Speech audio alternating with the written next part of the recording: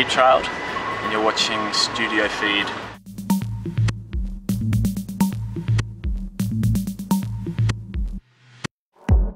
Often when people ask me about my music or what it is, like, I'm kind of caught between giving a descriptive answer and a personal answer, and I suppose the personal answer is just a way to help me make sense of my life. I can't remember where the quote was from, but I always think of music as a machine for making sense, you know. Particularly electronic music.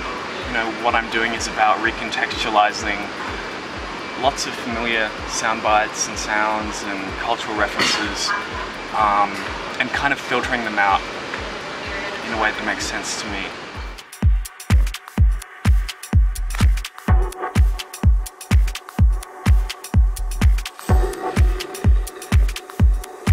I spend most of my week just in the studio in Berlin, like doing original kind of productions or remix work.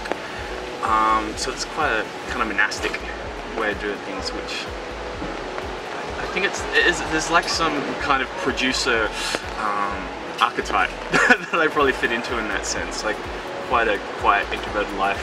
And then on weekends, it's like bringing the inside out. You know, I love performing, and it's a real treat to do stuff like playing live. And that's taken a number of years to actually just have enough of a body of work and enough tools to really put on like 1 or 2 hour live set. Then again, I might just, I suppose half of my shows on weekends are from DJ sets, which is great as well, but kind of quite a dramatic split between this quite an internal space and then out in clubland, and they complement each other pretty well.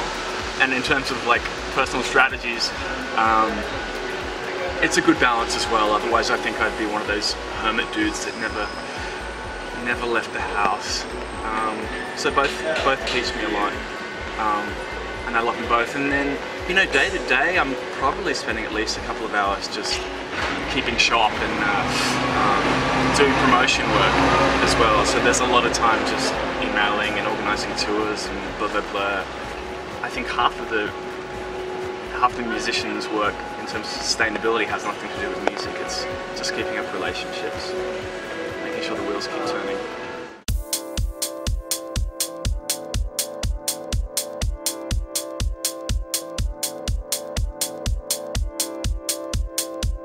The things that motivate me are kind of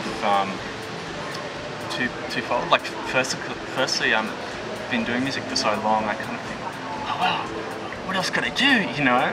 So there's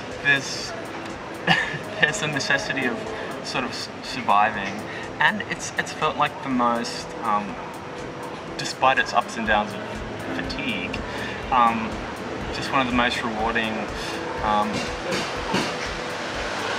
vocations because of the communities that it's afforded me across the world, and that sense of belonging is really important, and that sense of being able to kind of live simply and travel light is a really rewarding one. You know, I know that I can be stuck in any number of continents and inevitably I'll have a friend, which is nice. And you know, I guess it's the old cliche, like it's music, and for me particularly dance music is its own kind of mystical language that transcends barriers, I guess. You know, I find the amount of friends who I meet, and after a very short amount of time we kind of have established a peculiar amount of trust, is amazing, and that's somehow wound up in the sharing of rhythm, I think. Yeah, I'm not sure what it's like being a more traditional musician, but for me there's a fascination of the language of beats that I could investigate for the rest of my life, I think.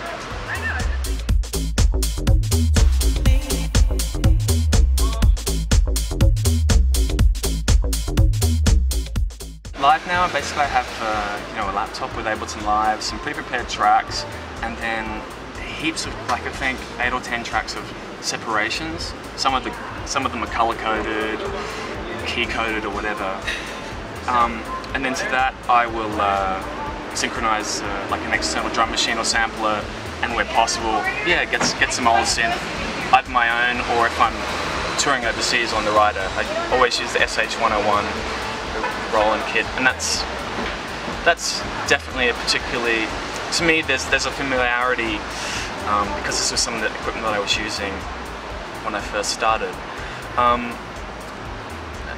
And so I guess I'll kind of you know, jam out ideas, try out half-finished tracks, and to me the idea of improvising or triggering clips, which I'm not sure what they are, is still important for me to feel like it's for my own satisfaction, to feel like it's a live experience. To still have something unsequenced or unprepared,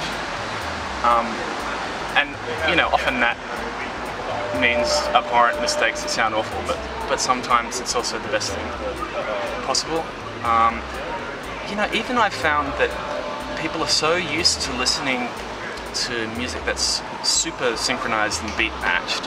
When I'm using old equipment, one of the things I like is sometimes my sync will drift out and you can hear the beats rubbing, and that gets me excited as well, because I'm like, you know, I'm a gear wrangler or something, you know, like how do I make these guys talk now? I don't know if it's kind of sadistic, but I feel like I do like to be subject to the will of the machine. Still, that's kind of satisfying. Like if I feel like I'm having a conversation with the equipment in front of me, rather than just telling it what to do. And you see now, you know, really interesting with the advent of digital DJing, there is such a precedent placed on this notion of control and also thousands of possible options. And neither of these things are particularly compelling narratives to me, even whilst I'm DJing, you know. I'm much more interested in what can I do within a set of peculiar restrictions.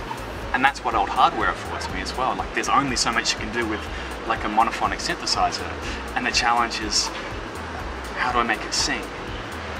That's far more exciting to me than being able to have like 6 decks running with multiple EQs, perfectly in sync. Do you know what I mean? Like, in that sense, for me, less can sometimes still be more. Yeah.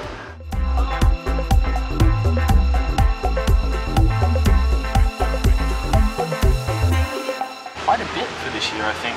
Got the release on Thoughtless called The Suffering Ones, with some amazing remixes by Tim Xavier, and now Appendix Shuffle is doing one, which is great. He's someone I've long been a fan of.